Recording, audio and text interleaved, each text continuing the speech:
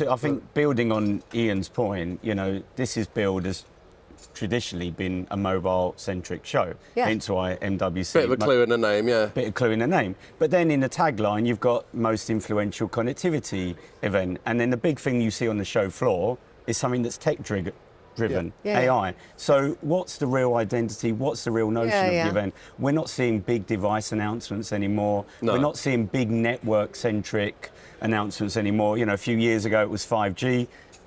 No 6G, And obviously, wait 2 years, no doubt there'll be 6G. Well, and so, I think you're spot on. I think that's the shifting nature of the industry, which is that telco's struggling and cloud and AI, the AI guys are doing well, and you see one kind of creeping onto the other one's turf. But the actual telco part of this is actually just getting smaller and smaller.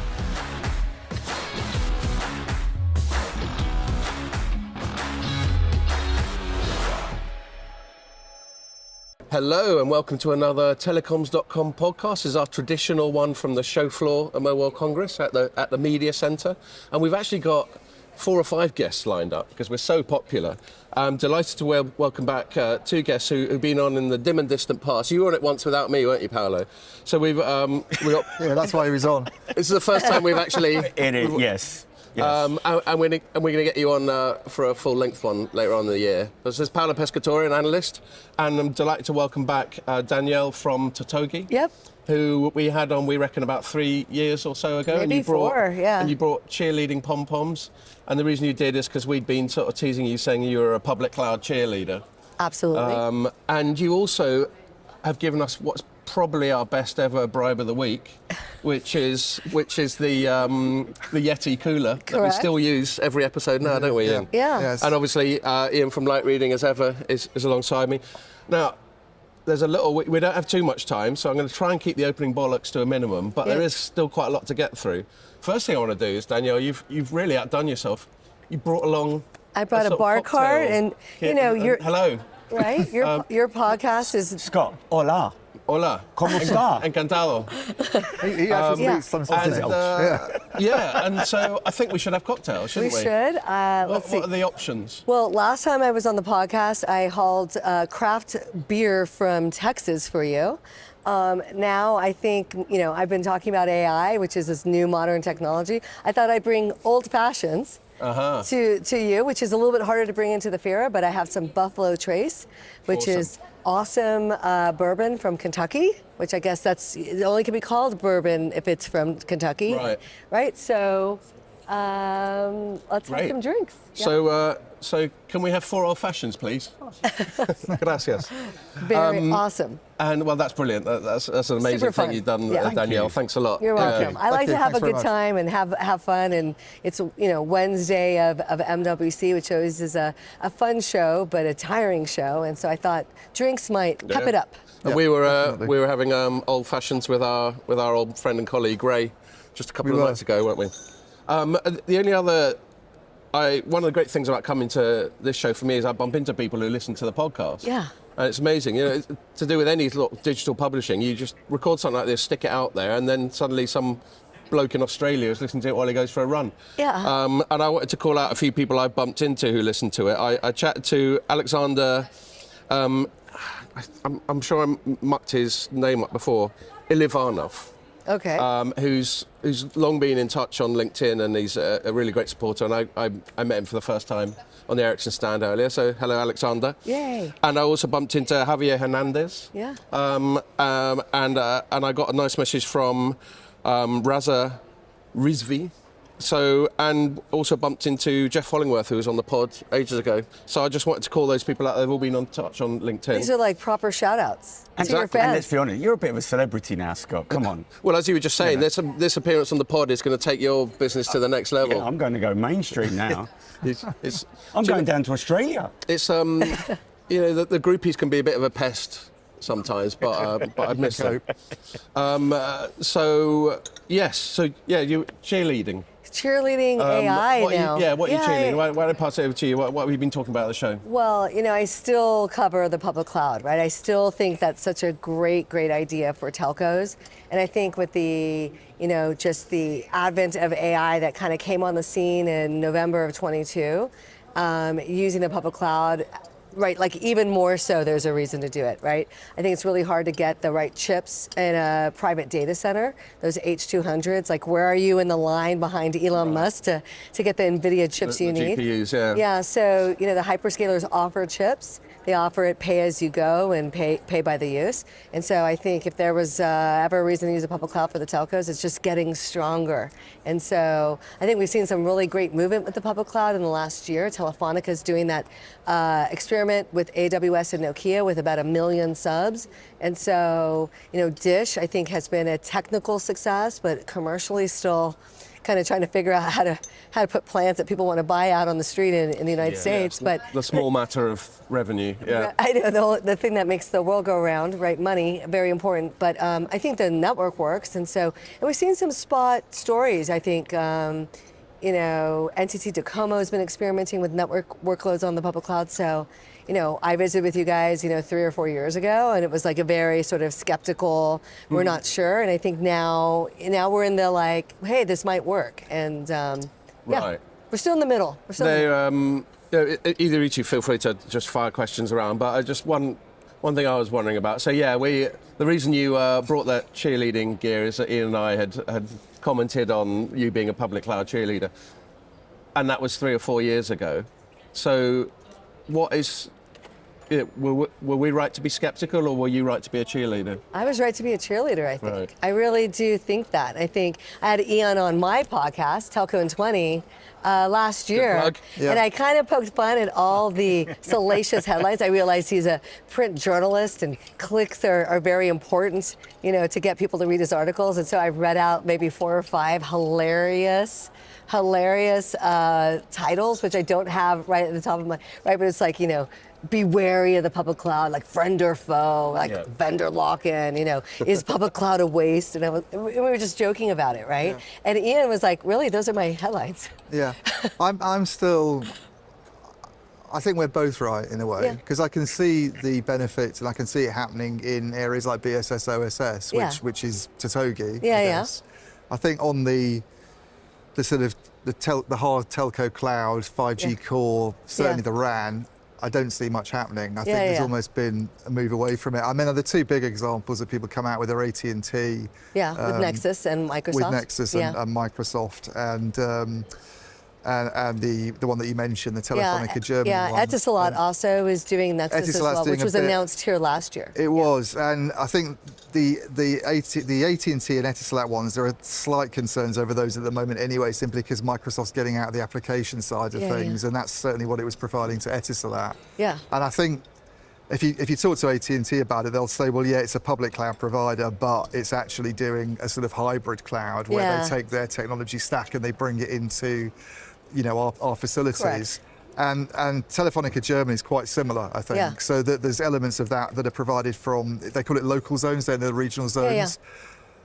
So I did chat with them a little bit, actually. I think I can reveal this. Got to be quite careful here what I can reveal. But they're on about 1.5 million customers now. Oh, wow. Rather than 1 million. Growing. And the reason they're growing is because they've got this, this was announced earlier in the week, this Outpost server that will support the UPF function. Yeah. So they can scale it up more easily. Yep. But that does mean those Outpost servers are obviously, they're certainly AWS technology. But So they're I totally sitting agree with inside that. of the But data center of the So I telco. think it's like this.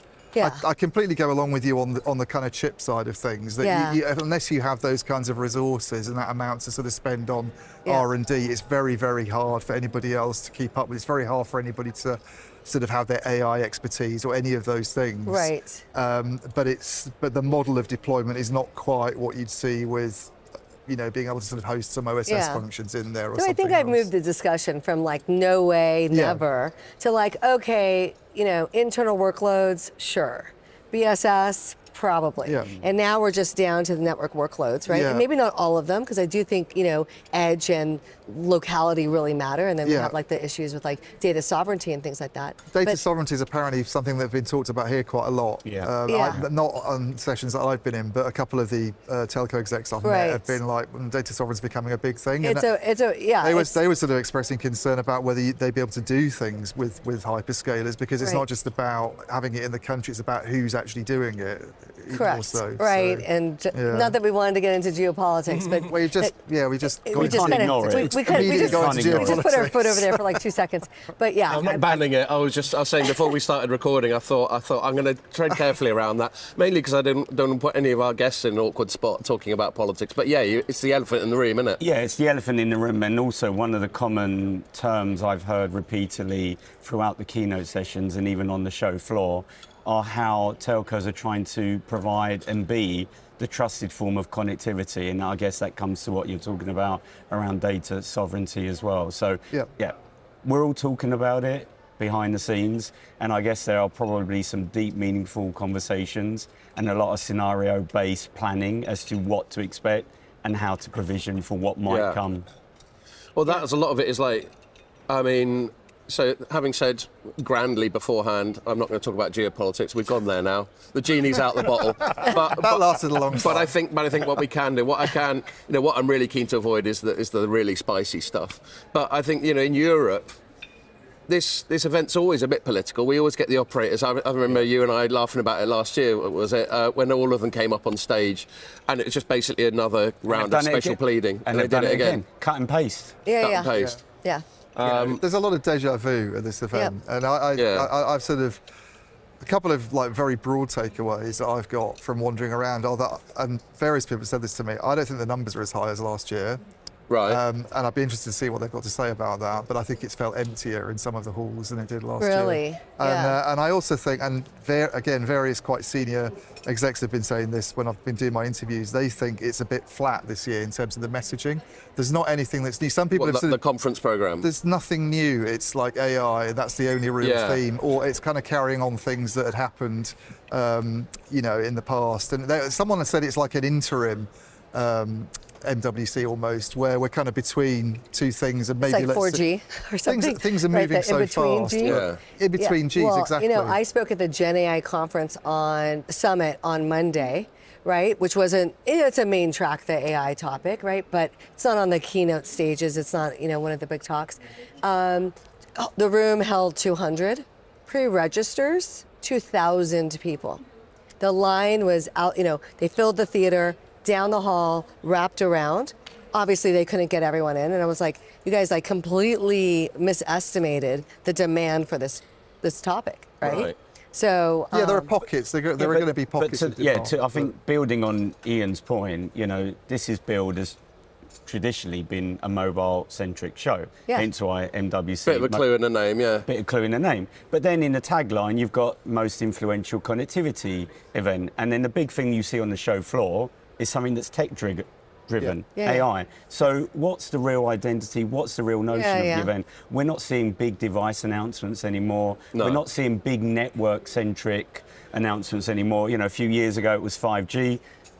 No 6G. And obviously, wait 2 years. No doubt there'll be 6G. Well, and so, I think you're spot on. I think that's the shifting nature of the industry, which is that telco's struggling and cloud and AI, the AI guys are doing well, and you see one kind of creeping onto the other one's turf. But the actual telco part of this is actually just getting smaller and smaller. And I mean, these discussions about the public cloud and general purpose silicon and taking advantage of GPUs to do some of your radio access network. I think the big theme is there enough investment in telco alone to kind of do telco-specific investments and telco-specific tech? And that varies by region. Yeah, or does it need to piggyback on something? But I think you need to back out to the real, fundamental business problem, which is building new networks costs billions of dollars. And the big question in the industry is how are we delivering on the ROI of building those networks? And, right, we've gone through 2 or 3 evolutions where we haven't been able to produce the ROI, right? Shareholders and owners are like, where's the money, right? We keep chasing new ideas, network APIs, 5G is all about enterprise, but we're not producing new revenue. And I think, again, the only revenue that's coming, let's be honest and frank about it, is only beyond the price rises. Beyond the price rises, those new user cases, they're not becoming commercially viable. But I think coming back to the tech, telcos have amazing data that are trapped in silos behind walled gardens of vendors that they can't use. It's almost unusable. And this could really drive new revenue. Totogi did a pilot with a tier 1 in EMEA, right? Where we took our charger, which is running on the cloud, heresy, but amazing. Oh, Come hold in. on. Oh, time out. Much more important than any of that. Put a marker in that. Thank you. Yeah, I yeah. know what you're talking about. Wow. Wow. Super delicious. That is a pro old-fashioned. That's bigger than me. It's so nice. Thank you very much. Thank you. Gracias. Cheers. Cheers. We have the little. Oh yeah, you've got. Look, Danielle's got such an attention to detail that she's got Totogi Wow. old-fashioned glass. And it Not- says not- not old-fashioned telco tech. Yeah. New. That's new, awesome. That's pretty New good. tech. Super fun. Cheers. Well done yourself. Yeah, Cheers. yeah. Thank you very much.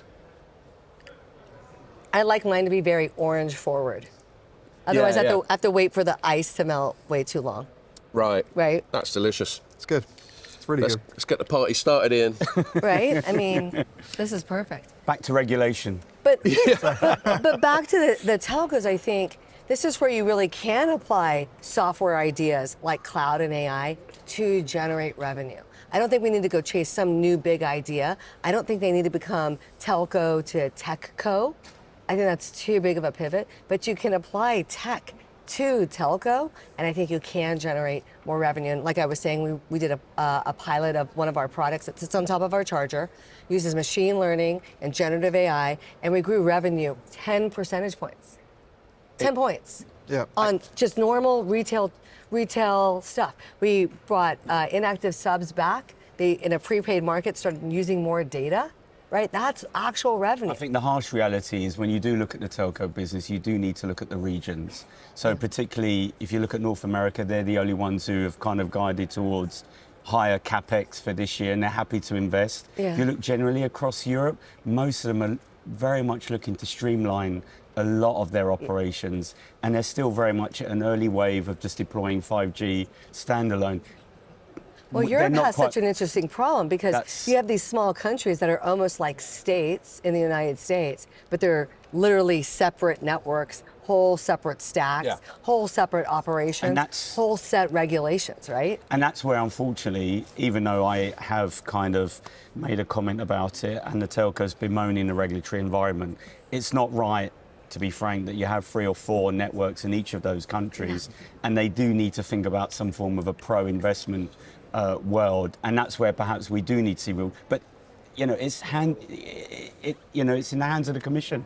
Yeah. It is. Well, I was just thinking, Paolo, we quite rightly reflect on how it's sort of Groundhog Day in terms of some of the messaging from the European operators. I think one development I do see is, I suppose, the sort of tone and the intensity and the urgency of it. That's picking up a little bit.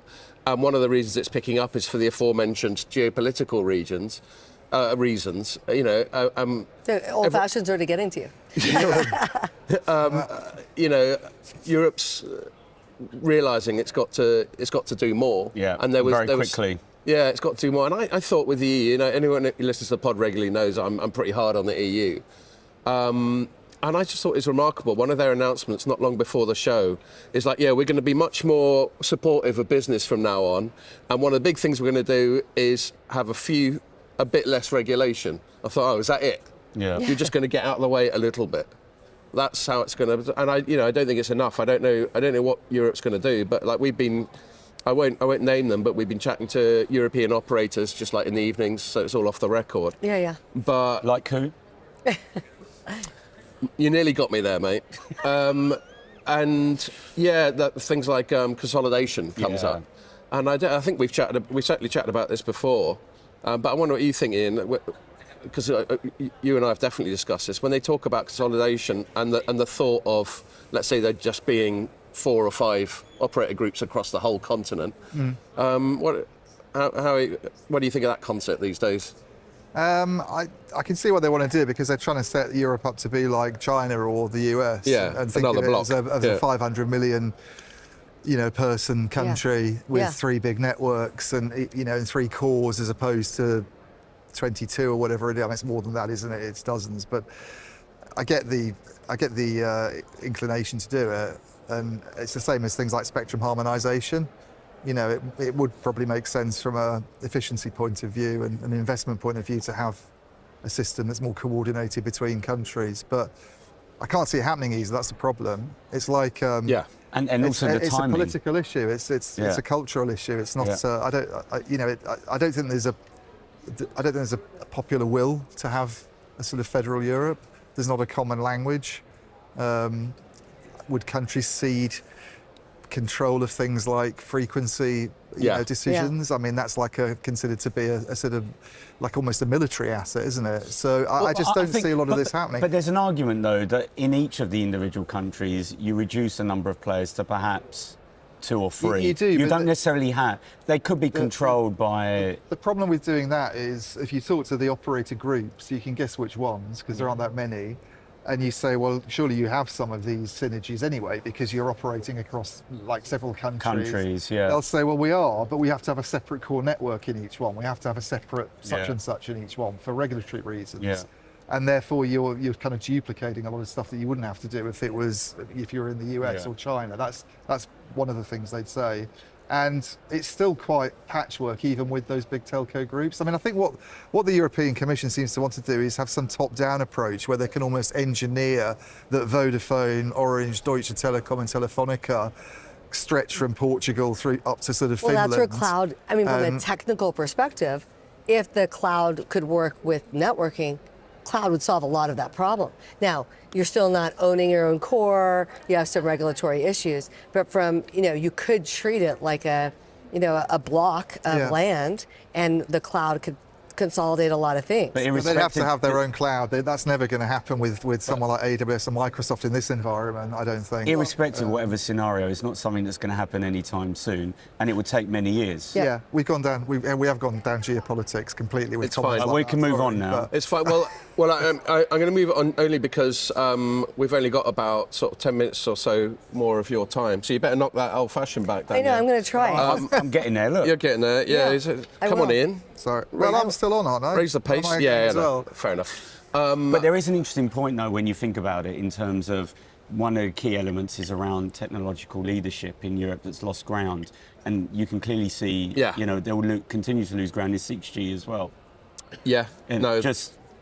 So, and in the broader sense, I mean, it's sort of emblematic of the challenge that the EU has on the whole, which is we're not a United States of Europe. Yeah. So we can't really have the top-down sort of stuff because, and that's why it doesn't have a common military policy and all that sort of thing. It's almost like it's like double or quits. Either create a United States of Europe or just stop bothering. I mean, maybe the stuff that's going on, and we don't want to go into the details, but maybe the sort of sense of Europe being fragmented, and there's obviously a lot going on in other bits of the world that are a little bit concerning, will provide a kick up the arse. But I still don't see how you do it fundamentally. I still think that it's quite a hard thing to bring about. It's all very well getting that kick up the arse, but doing something about it's another matter. It's what people want. There aren't a lot of Americans running around saying, I want an independent, state of Texas. Well, there might be in Texas, actually. We're always like that, because we're our own country and we have our own flag.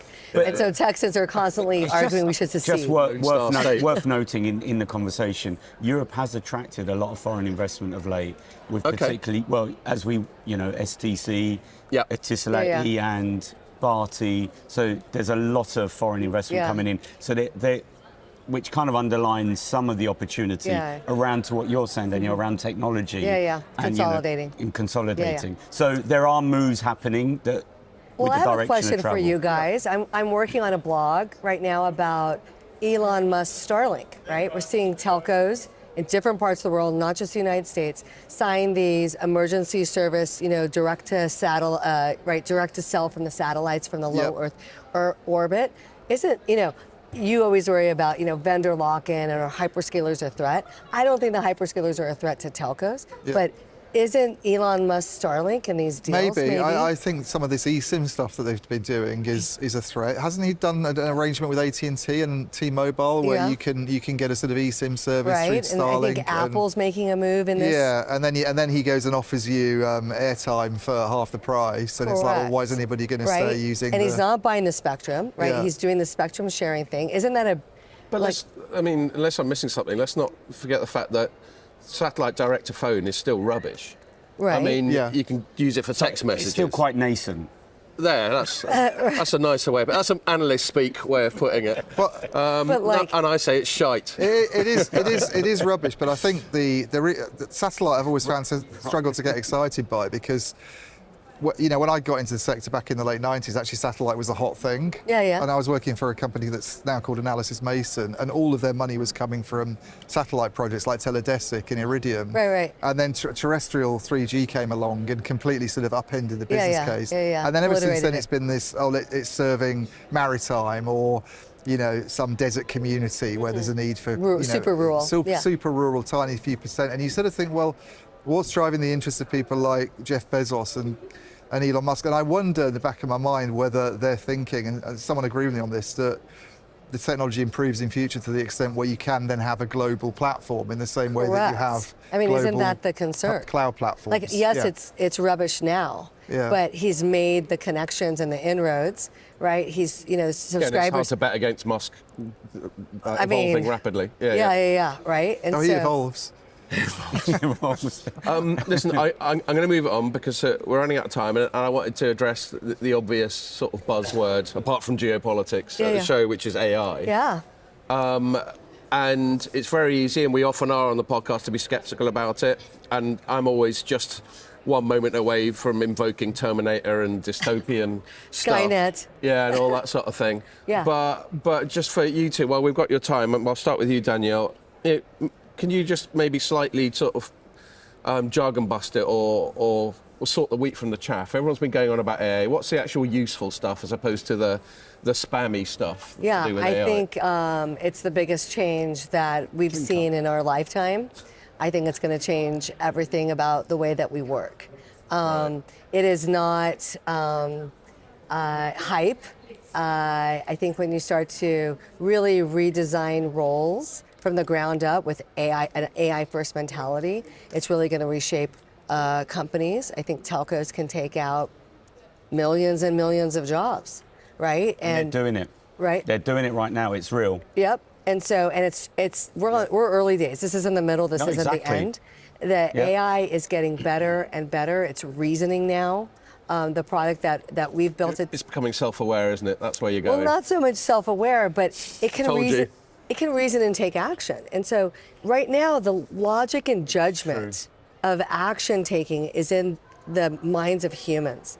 And humans, need sleep, take vacation. Not all are created the same. But imagine if you can put that judgment into AI so that you have a consistent bar, consistent quality that's 24/7, never takes breaks. And now I think it just really reshapes work, not just in telco, in every industry. It transcends every industry, Everything. vertical, And operation, so, exactly. I'm 54, I have a computer science degree from Stanford, which 3 years ago was the most valuable degree maybe in the world.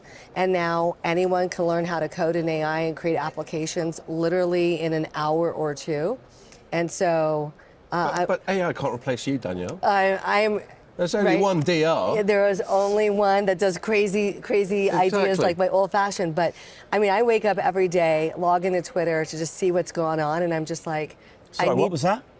I log into Twitter, or X. X. Sorry, is this another running joke that I missed? It's just Paolo being annoying. Ignore him. Right, but I log Waking up. Yeah, I wake up, I log into X, and I see what's being created. And it's just, the world is just moving so fast. Yeah. From a software perspective, it is eating SaaS companies and enterprise software companies alive. That's interesting. Alive. And the thing is as well, we're all skeptical. We've been here, we've seen it, we've seen all the hype. But you look at the generation, coming through right now, they're growing up into this world. It's just going to be second nature to them. And the way they're going to converse with some of these platforms is almost going to be like their best friends. The systems now understand what they're seeing, what they're watching, how they're doing it, and they'll just automatically serve it to them. Yeah. I'm not a big advocate of it, to be honest with you. Some of it could be generational. And I think a lot of it is generational. Yeah. Well, I'm working with a team that put out an offer on X to anyone who wants to come to this hardcore AI training program. It's unpaid. You'll work 100 hours a week for 12 weeks in a row. It's called Gauntlet AI. You can look it up. It's run by the guy that does Bloom Tech, which used to be Lambda School, right? And so every week people drop out because they don't make the cut, right? It's a gauntlet. And Right. so when you're spending 100 hours a week working nothing in AI for 12 weeks in a row, these guys are creating what they call vibe coding, where they sit back and they have Cursor.ai, which is a development environment. They have another system talking to each other. The AIs are talking to each other and fixing each other's code, and this one does something and passes it to this one, and the developer isn't even typing. They're sitting back talking to it. And that is happening now in Austin, Texas. That's happening right now. And I'm like, holy fucking shit, right? Like, thank God I'm 54, right? I gotta get out of here. Yeah. I gotta like make my money now and get the fuck out. Do you think it's worrying though that, I mean, we've talked about this loads before, but the idea of someone looking at that happening on screen and the AI is doing all of the coding and looking after these very complex jobs, and eventually we don't need a developer to understand that anymore, and then we don't train developers to understand it anymore because there isn't a need for it. Yeah. So it's just AI that's Well, doing there was it. a day where we Yeah. had Then- developers and that then- were punch card people. Right, and then there's a failure, And let's assembly. say. There's a failure in the system. I mean, even now Yeah. you hear about old telecom engineers getting pulled back Yeah. and paid a fortune, these guys in their 80s, to deal with old tech that's still Yeah. there in the ground and nobody knows how to use Yeah, it. yeah. So, but if we I think embrace it's AI just, to it's that lifting extent. up the developers. You know, my son is a freshman in college. He goes to Rice University. He's majoring in computer science because literally 5 minutes ago, that was the thing that you were Right. supposed to do if you were technical. And I told him, Benjamin, look up because you are in the eye of the storm. Right. It is going on right now. I'm like, thanks, Mum. you got to create urgency. Or I'm like, you got to kick your kid's ass, right? But I'm like, I don't think he's going to write lines of code. I think he's no. going to tell the AI what to do, and he's going to oversee it. He's going to create pipelines of agents that are creating the code. He's the architect, in using a matrix term. Yeah. He's the architect Yeah. of the system, And that he's is- not writing code.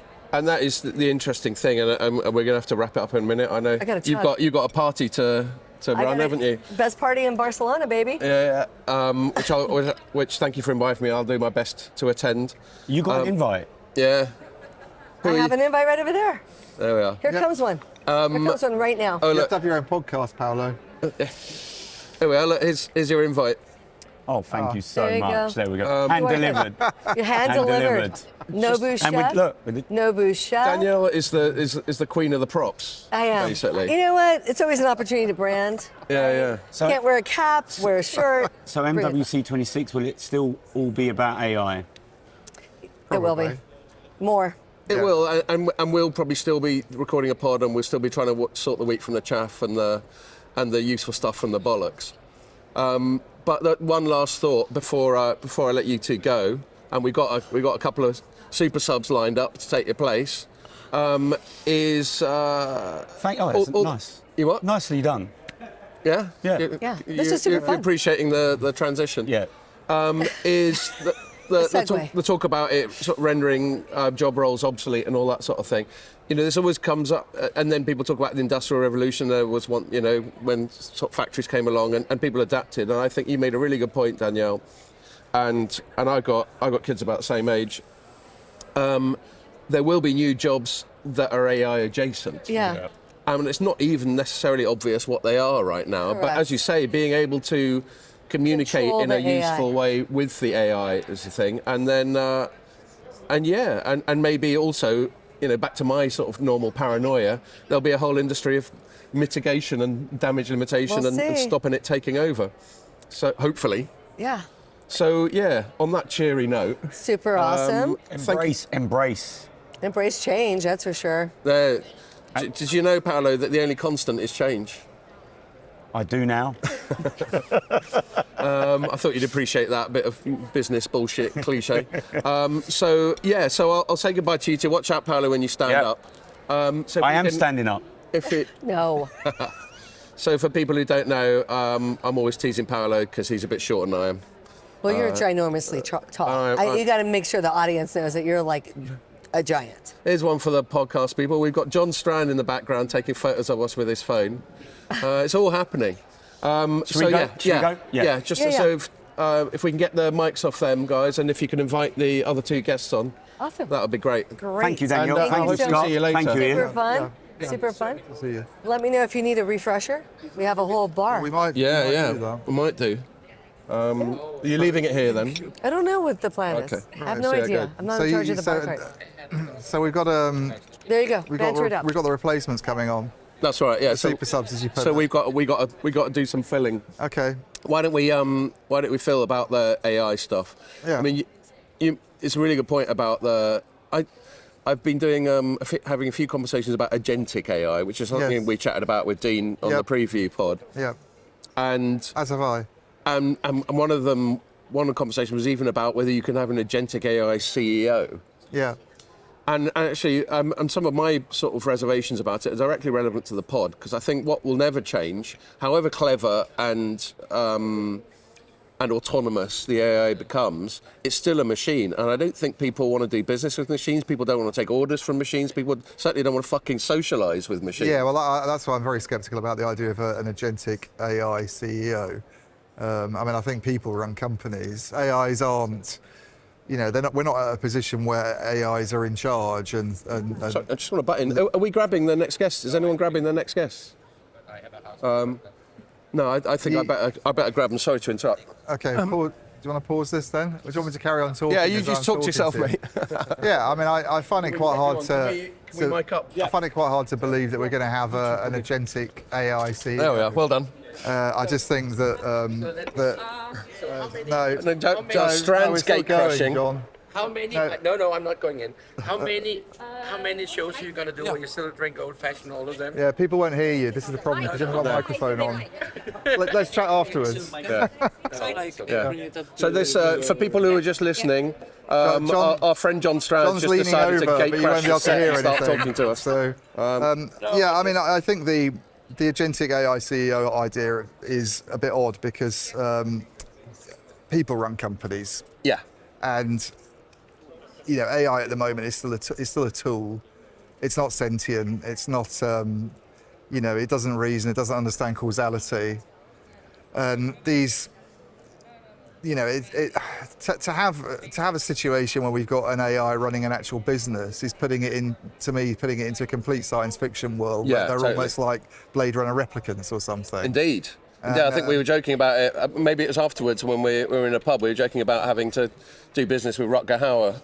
Exactly. Yeah. So I really think all that's in the realms of. I mean, by the time we get to possibilities of having AIs actually in charge of doing things, I don't think we'll be talking about agentic AI. We'll probably be talking about them in a completely different way. There's always some new buzz phrase, isn't there, that comes along Yeah. every now and again. So. Well, like one, and maybe we'll talk about it. Hey, Sylvia, have a seat here. So, yeah, people who are listening or watching, this is very much, we're doing this on the fly.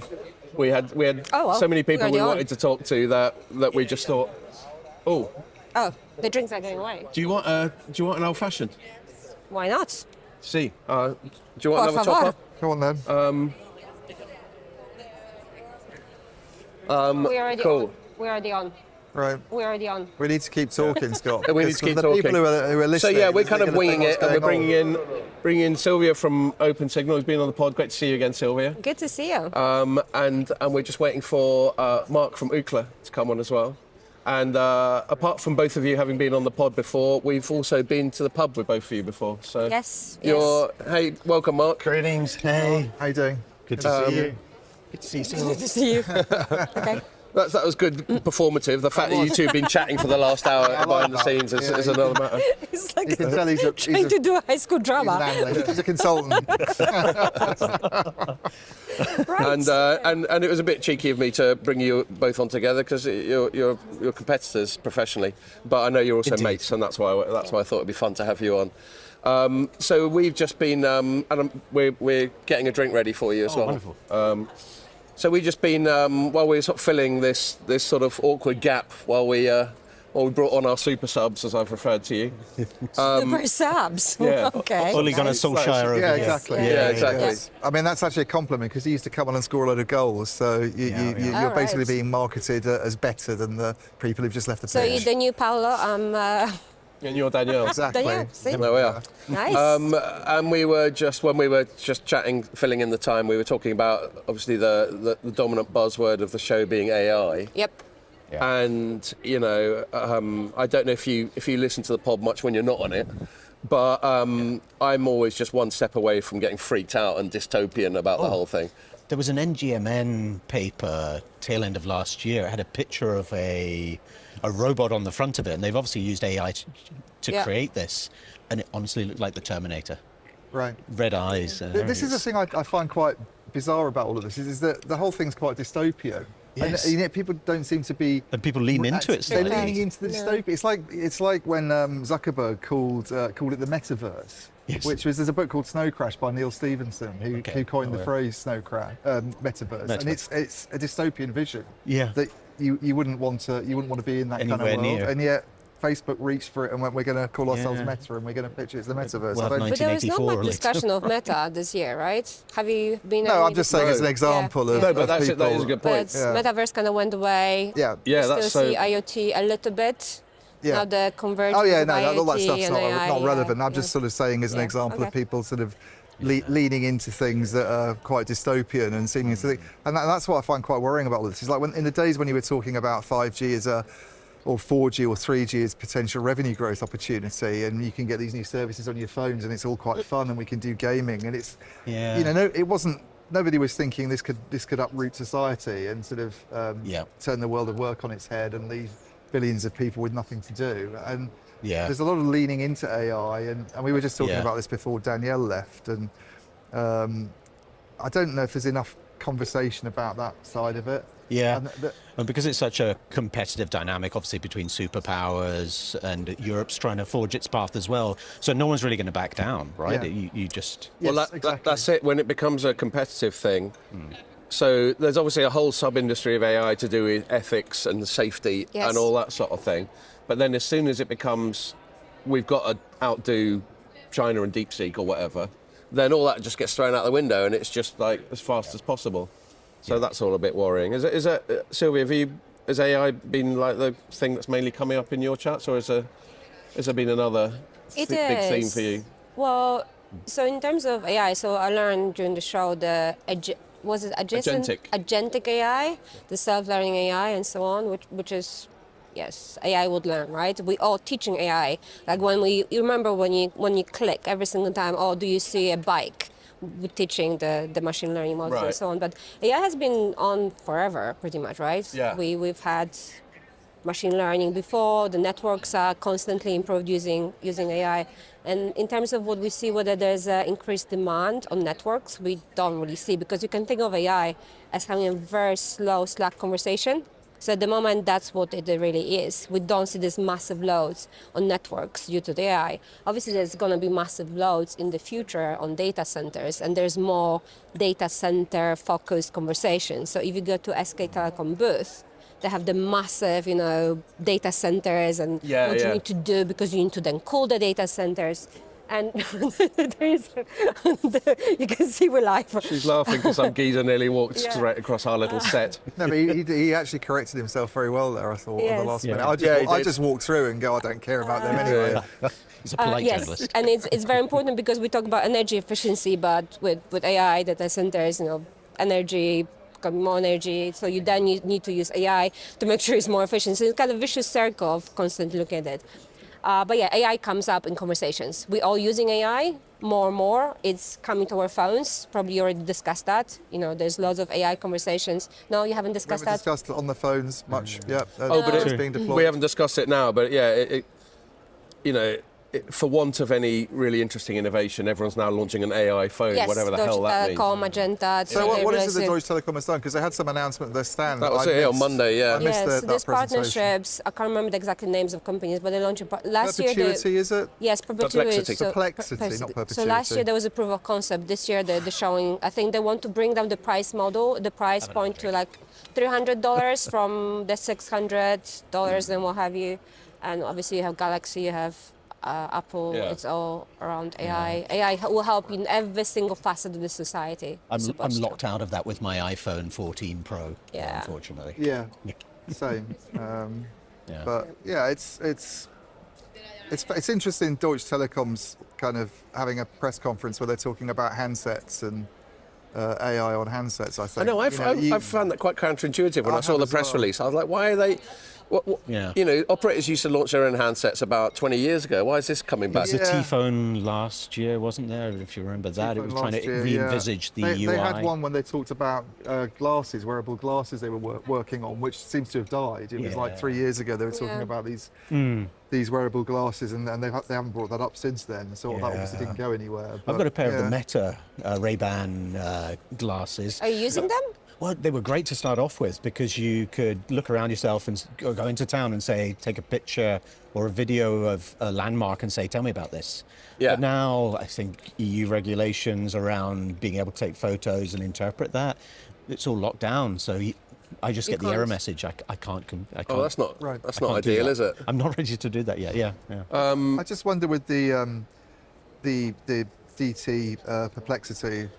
It was Perplexity, wasn't it? The AI phone that they've done. Not Perpetuity. It should be Perpetuity though. It's a much better name. Send them an email. That's what I'm going to call my one. Yeah. What's the upside for them? You know, I mean, how do they make money out of this? This is a question. It's Is it a bit of halo effect just to be seen as being innovative in the space? Maybe. But it's minimal, I don't know, right? but I think all those are to help to be within the ecosystem of operators, helping with all sorts of services and so on. So that's what operators trying to do, right? It'd be nice to hear them say something about, and I'm not necessarily saying I believe it, but one of the themes of the show has been this idea of AI RAN, and a part of that being AI inference. And I still don't know what the hell AI RAN is. Do you? Yeah, Go on, I then. do. Well, it's using. There's two sides to it. There's AI for RAN, and there's AI with RAN, basically. Yeah, that's what I heard Nokia talking about on Sunday. I still didn't really get my head around it. AI for RAN is introducing AI actually into the radio access network to help make improvements to things like signal processing algorithms. Which feels like just a step from other automation and it is, so on and all that sort of thing. But if you can move it on, then it becomes more dynamic and it improves things by even a few percentage points. That could be massive in terms of cost saving. I mean, it's very much a cost saving thing. Yeah. But it's all those things that you hear people talking about when they talk about the RIC as well. Yeah. It's in that area. It doesn't necessarily have to mean opening up the layer one and putting stuff there that will do things in a different way from how it's been done previously. But that's AI for RAN. Mm-hmm. The AI with RAN is more of the sort of NVIDIA side of things, where just hosting. You put your GPUs at the edge of the network, maybe at a mast site. Yeah. A lot of people don't believe in this. Maybe at a edge data center where you've sort of centralized some of your baseband, and as well as doing some of the signal processing stuff, those GPUs would have a lot of spare capacity on them that telcos can then use to sell inferencing. Basically, they can host other applications on that. We had a panel at our booth the other day with someone from Dish, 1&1 in Germany, and Paradise Mobile in Bermuda as well. Yeah, was it Sam? No, it was CTO. But they were talking exactly that. When they go and deploy their Open RAN system and they're putting the stack in to serve the RAN, they'll also throw a couple of stacks in there for exactly that AI for RAN. Yeah, and SoftBank's a big sort of cheerleader for it. But they can borrow Danielle's pom-poms for that. But a lot of people, I mean, I've been talking to a lot of people about it here, and most people, I think, are quite sceptical. But the interesting thing is, even though they're sceptical, because NVIDIA is such a big force now in the industry and they're such a big presence, people don't want to completely slag it off. So that they're sceptical, but they're quite like, well, we're keeping an eye on it. We're not really sure, but at the moment the economics don't really add up. Would you really want to put? Because it's almost like the sort of edge computing thing. Yes. Again, except these GPUs are incredibly expensive, obviously. They're very power hungry, and at the moment it's kind of hard to sort of think what applications were there. I mean, the example SoftBank gave when they did their press release on this was like a robot dog following a person around. And if you did the inferencing in the cloud, i.e. a big centralized data center, the latency was too sort of extended for it to sort of react quickly. But if you did your inferencing at the edge, your robot dog would basically copy you exactly and keep up with you. And that's exactly what you want, Scott. When you're going out to the woods for your weekend walk, you want a robot dog that keeps up with you, isn't it? Black Mirror, isn't it? But did you go to the Rakuten event on Sunday? Because yeah, I did. Wasn't there mentioned that kind of the side effect, but one of the important points? Sorry, was that quickly interrupting you. So we've got another round coming in. It's more it would be energy rude not to efficient. give them a go. Yeah, No, but I didn't imagine getting another one as well, but that's really good. Thank you very much. Yeah, well, I thought we just better. Sorry, Sylvia. Gonna be interrupted No, you. it's- I just thought while we get drinks. Thank you very much. Thank you. Thank you. You were saying Energy efficiency and Open RAN. Is that what Rakuten mentioned during the it conference? did come up. Well, I were you there as well? No, I didn't. Okay. Well, I actually asked that question. Yes. And so it was the CEO of Rakuten, Miki Mikitani, and he was talking a lot about Open RAN. And, and I was thinking about conversations like Ian and I have had on the pod, and actually I get most of my education on Open RAN, I get off him, because he's much more clued up than I am about it. And I was just saying, I was trying to find a constructive way of going, hasn't it all been a bit of a fucking waste of time? Well, And anyway, and I challenged him to say, what it's good for, and all he really did speak about was energy efficiency. this is the first event I've been to where two very, very big operators, two very big executives from those operators on the tech side, and I can't say who they are, have both said Open RAN's dead. Right. In terms of what it was originally meant to be, the whole supply diversity thing is over. Which means it's not really Open RAN anymore, because the whole point was about opening interfaces and attracting new players into the market. It just hasn't worked, But is it just too early to tell, though? It takes time to build these. It's not too Even early to like tell. Deutsche Telekom in the capital markets, they Put you in your said. place, didn't he? It's not too early to This is tell. what it's like podcasting with him. He just slaps I you know, down. I love it. It's, Bring it. it's, the market's gone down by 10 billion euros in the last 2 years in terms of annual revenues. If you look at Dell'Oro and Omdia numbers, Yep. The market shares are, that's not a market where new entrants are going to come into it and thrive. You need to spend a huge amount of money on R&D each year to have the range of radios that that are suited to doing things on a global scale. But that's just the 5G cycle, right? That's the 5G cycle. Yeah. So you've got to time it for the 6G cycle. I just don't think it works at all. I don't think the economics make sense. Yeah. I don't see. You want. It's like chip making. Would you have a dozen chip makers doing extremely expensive foundries that require a huge amount of investment to do this cutting edge stuff that needs to be upgraded every year and every year and every year, and you get a smaller company that's trying to keep up with Nordic vendors spending 5 billion a year on R&D, with a Chinese vendor spending. Yes. I mean, it's not all on RAN. It's 20 billion, I know, but I don't know what percentage of that's on radio access networks. But it just isn't a market where people are going to be able to come in and survive, and that's why it kind of hasn't really worked out. It's a scale game. It's a scale game. The trouble with Open RAN is people got too. This is a criticism of analysts in our world, is that I think some analysts they get so excited about the technology and the interfaces and how you can do this, that they don't sort of look at basic economics. The business side. They don't look at the business side of things. And So if I just can butt in, even during the latest capital markets, Deutsche Telekom said that the Open RAN is not goal, it was an ambition. So they kind of restated the plans in terms of Open RAN. So that's, I think, going to be wider trend across the industry. to pull back from it a bit. Yes. Yeah. Okay. I'll tell you what I'll do. As there was that natural pause. Sorry if someone got interrupted halfway through saying something. I thought I would ask you two, while we get the chance, just any other things in terms of your day job, what you've been talking about.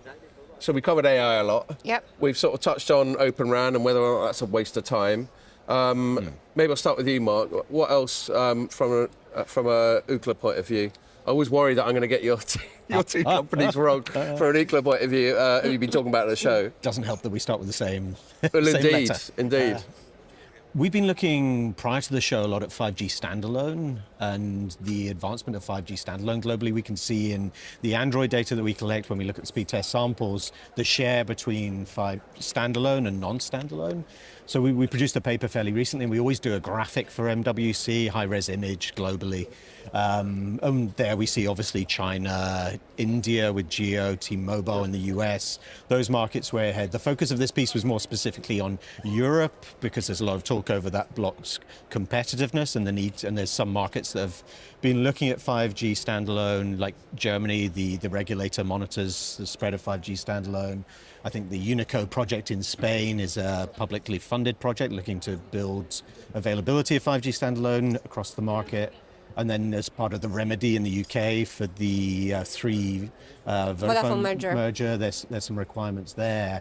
And just looking at how that's starting to maybe pick up in some European markets. See Austria and Spain ahead of the game, like UK starting to pick up, BT driving that. Do you think they've got the best standalone 5G network in Europe, BT? A lot of bandwidth dedicated to it. Right. Yeah. So I mean, that's kind of their pitch. yes, Sticking with it BT. is. Yeah, they're kind of getting that pitch from us. Right. We're going in a Into circular E, reference right? here, I think. Yeah, 2 years ago. So 5G standalone's been a bit of focus. A lot of discussions here around indoor coverage as well. Yep. And it's back into that, where does 5G investment move once you've got pretty high median speeds, once those targets of coverage are broadly met?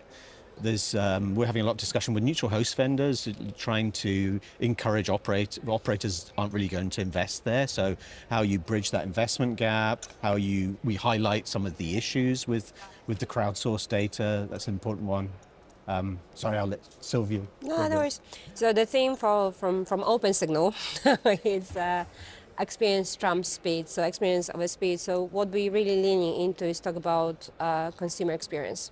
So what matters, one of the hero metrics that we have is consistent quality. So that's proportion of tests that meet certain thresholds, whether or not your experience is good enough to be able to do everyday activities, like watching Netflix, being on a call, video, and so on and so on. So that's very important from our point of view. We have recently launched our Global Network Excellence Index. So we ranked 137 countries across the globe, just across 3 different pillars. So we figure it's quite important for the policymakers, regulators to start thinking whether or not users have good enough experience. So from that point of view, we look at the 4G, 5G availability, so whether or not 4G and 5G networks are present within given countries. The second pillar is excellent consistent quality, so again, whether you have sufficient bandwidth to do what you need to do. And third one is to look at 4G and 5G download speeds. Not all the countries launch 5G, so that's the reason we want to make sure that they appear as well. And in terms of 4G, 5G, we want to talk about the kind of future-proofness, how networks are coping. Because some, as Mark mentioned, they have assigned lots of spectrum, others haven't. So that really plays an important role in terms of the way we see it. And from our point of view, it's just starting a conversation to just talk about experiences, because that's what we care about. Like, we don't care that much about whether we have 500, 400 megas per second. We care when there is no signal. And we've been also looking quite deeply in terms of what's driving churn. So when you have no signal, you're more likely to churn. When you have lower quality of experience, you're more likely to churn. Another thing we talk about, and I had my panel on yesterday, is about fixed wireless access. So talk about 5G monetization. What appear as the golden poster chart is fixed wireless access. That always comes up. Accidentally, but it did happen. We were on a panel yesterday with Nokia and Bharti Airtel talking about what we see in terms of the market. Nokia already investing quite a lot of in millimeter wave. They see a potential in there. Bharti Airtel was saying that they don't necessarily see advantage in terms of having SA for fixed wireless access, which I thought was quite interesting, because that's, again, very different approach. So we're saying they can already do a static network slicing on NSA, and the testing currently whether or not to launch fixed wireless access using SA. So lots of activities in there, because we need to monetize 5G. But again, that's. I think I was expecting more conversation about 5G monetization. Right. But I don't. Have you heard anything around that? They've just given up? Halfway through the cycle, 6 years into 5G. Yeah, I don't know whether they've given up or not. There's a bunch of operators trying things, right? Whether it be a slice for gaming or bundling, as the BT example in the UK. Then you always have those challenger operators as well, who are always going to compete on price, and then so that it's always a race to the bottom. I think the trouble is that we, the people I speak to, and you might speak to different people, Mark, but I talk to the technology guys mainly, and so some of those questions about how you actually make money out of slicing as opposed to how you do it don't get asked, or you get referred to the kind of head of commercial services, and they're not the people that we get put in front of. Yeah, and it's tough to break below the surface on that side, whereas it's easier to get the network. I think so, understanding. But I had some sort of off the record evening conversation. I'm going to quickly interrupt, because I think they're lining up Mary to come on. Should we bring Mary on, Matthias? Yeah. Okay, cool.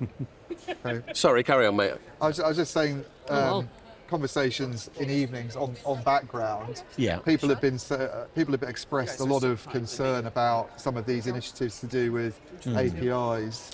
Oh, really? Activating slices. Yeah. Because the API's opportunity itself is tiny. It's like, I think Omdia's forecast is 9 billion. Yes. I mean, not a lot of people are saying, I think if you look at Ericsson, they say it's somewhere between, so Omdia's on the lowest side, they'll say it's somewhere between 9 and 20.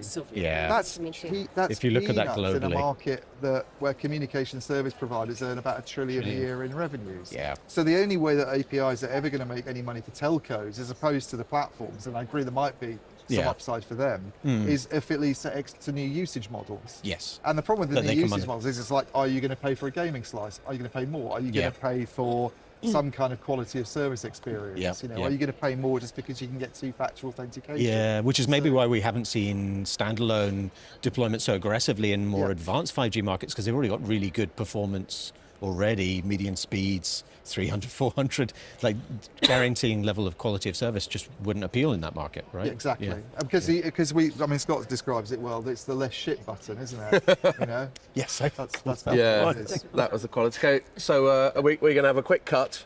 So yeah, I mean, for people who are watching and listening, this has been our most sort of spontaneous and improvisational pod, where we've just got people randomly turning up, Randomly. and we're bringing them in, and obviously, Bringing them off the street. yeah, just Plying rounding them with people up. booze. But we had to fit Mary in because we love her, and she's our most regular guest. That is correct. Mary Clark of Now a Numerical. Numerical, that is That's right. correct. So welcome, Mary. Thank and, you. And Matthias and the film crew, tell me when I've got to shut up, yeah? Because I know you've got to move on. So just start throwing things at me or whatever. Dubious. So Mary, we've been bouncing around various topics, but I guess the broad theme, and we've only got about 10 minutes or so left. That's all good. You know, it's just been what's been going on at the show, obviously, and Yeah. we've covered AI a fair bit. We've covered some of the stuff that these two have been talking about. We've covered some of the more sort of regulatory stuff. We've skirted around geopolitics. Don't worry, I'm not going to ask you I about don't care. You can ask me anything you want. I'm open. But why don't I throw at you from your point of view? What's the show been about? You know, by this point, it's just this overwhelming amount of things going through my mind. You know, don't you feel like it's just a stream of stuff? It's just overwhelming. I just heard a statistic just before I came here that there is apparently $50 billion in possible investment walking around 4 years from now. Oh, wow. They've signed up and they have attracted investors that represent that much in their possible portfolios to invest and people that are in the 4 years from now section, which blew my mind. I mean, that's a huge number. It's great having it within this conference hall as Within opposed to Fira, before yeah. it used to be the other Fira. Oh, no question. Oh, when it was over For there? people listening who Yes. don't know, Yeah. that's like a sub-theme within Yeah. Mobile World Congress. We've got a big sign for it up there that for YFN. Yeah, so carry on. it's really trying to attract startups, new technology startups that are leveraging, let's just call it broadly, telecom and technology to, you know, essentially say what's coming. And the fact that there is that much walking around in investment, I couldn't get over it. And, you know, that's a lot of money.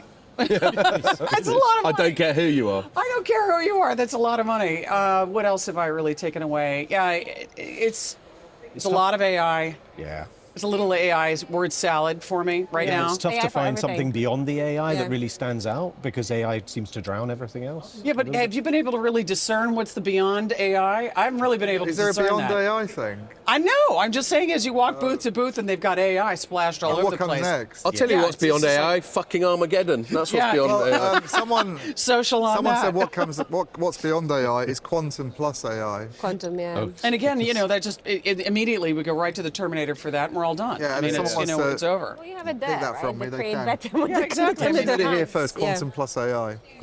Quantum plus AI. And so, and my understanding, and that's where it does get quite scary because the quantum computing is obviously a whole new paradigm, a whole new level of power of computing. And and obviously one of the reasons Nvidia shareholders are so delighted right now is because you have to just chuck so much raw computing power, AI, and now if you bring quantum into it, AI is really good. What were you laughing about? You There's a chorus behind us. There's some girls having a little sing-song. Yeah, it was lovely. Everything's going to be funny with this old-fashioned Ian. Come on, let's talk. He's the second one in, yeah. You know, one of the things that I think would be interesting for them to bring into the show next year is we're already seeing the kind of power needs that are associated with having enough AI compute power. And then you throw in quantum. We could have a whole hall just dedicated to where the hell is this power going to come from? And how are you going to make sure that the amount that's supposed to reach all the way to the edge so that you can have AI close to the edge and quantum computing close to the edge. We're all going to be needing to wear backpacks and batteries on our back, How are you going to call it as well? Perpetual energy battery. Yeah, I mean, it's perpetuity. Yes. Yeah, I mean, it's an interesting thing. I mean, they could do a whole string of sessions just on that, because the technology that's going to be needed for that. Yeah. And then that you don't have degradation of the information that's coming out to the edge. I mean, all of this is so fabulous, but then you'd sit there and say, okay, where the hell is this all going to get powered from? How does this actually happen? I mean, we went from, you guys had it on the pod, I think not so long ago, that power needs associated with, I want to say, current compute power needs versus, where NVIDIA needs to be and the kinds of the GBs that are necessary for that. I think that that's a whole topic that's, just not being covered. Yeah, we were talking about this earlier, about data centers. It's going to be key. OpenAI recently saying they're running out of GPUs, right? For their needs, yeah. Everyone's running out of GPUs. I mean, NVIDIA's just got a license to print money at the moment. Which is nice. Well, I could do with one of them. Wouldn't that be nice? I agree. We could chat for ages, but sadly the crew's got to go off and do other important stuff. So we're going to have to start wrapping up. I thought I'd just take away from the day job and just talk about the evening. This evening, I was just wondering what everyone's up to. I'll start.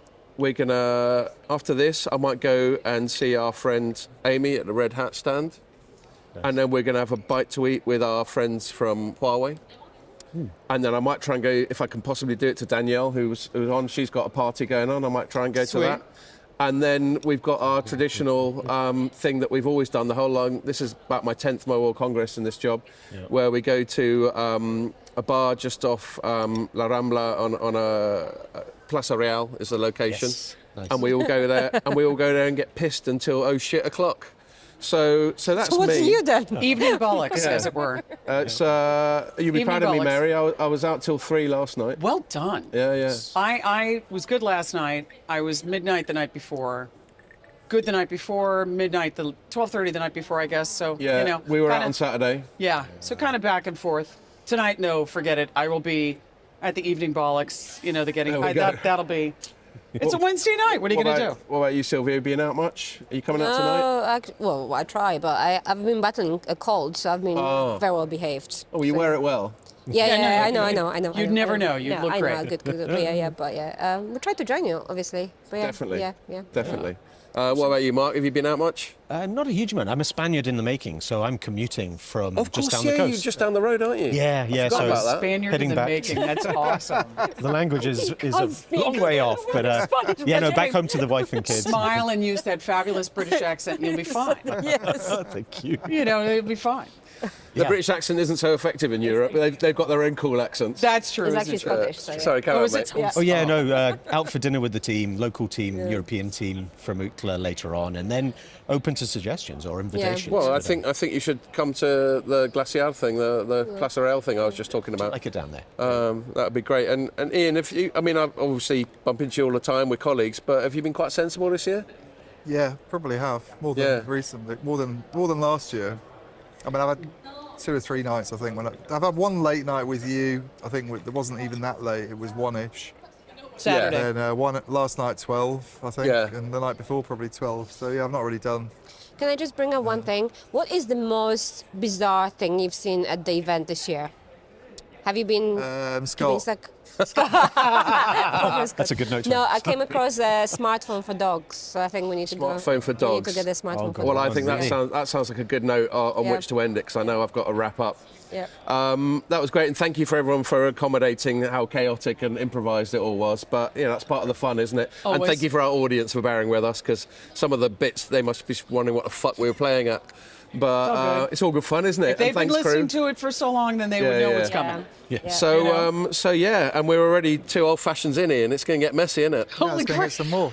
And it's 4:30 in the afternoon. I like that you suggested Red Hat stand. I think we should head over there. I think we should. So I'll wrap it up there. I'll let the camera crew go.